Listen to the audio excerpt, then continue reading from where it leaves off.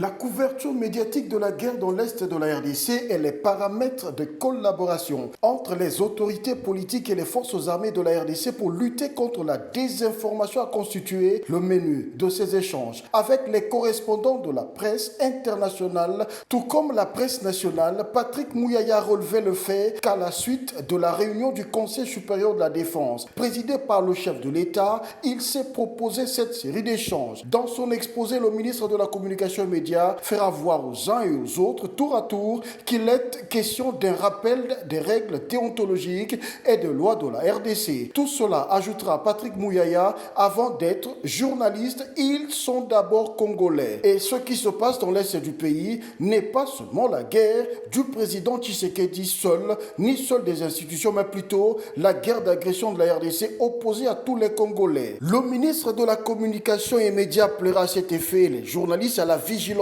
face à cette guerre. Il va rappeler que la RDC est engagée dans cette agression rwandaise dans 5 fronts qui sont militaires, diplomatiques, médiatiques, économiques et judiciaires. Patrick Mouyaya appellera à la conjugaison des efforts pour être sûr que la combinaison de tous ces fronts donnera la victoire à la RDC. Pour le porte-parole du gouvernement congolais, ces échanges ont eu pour objectif d'attirer l'attention des professionnels des médias sur la vigilance qui doit être réactivée face à la rhétorique mensongère du régime rwandais dont les faits et preuves irréfutables l'accablent. Patrick Mouyaya va insister sur le professionnalisme, la responsabilité et le sens patriotique que chaque journaliste doit observer sur le front médiatique. Il a conscientisé tout le monde sur leur apport et soutien en tant que Congolais sans pour autant aliéner leur indépendance. En réponse à cet appel, tous les journalistes ont réaffirmé la volonté de défendre le territoire national selon les règles d'éthique et de déontologie du métier. Le ministre de la Communication et Médias a informé l'assistance du retrait des accréditations à tous les correspondants d'Al Jazeera pour avoir permis à la militante pro-Rwanda Rojana Koulibaly d'interviewer un dirigeant terroriste.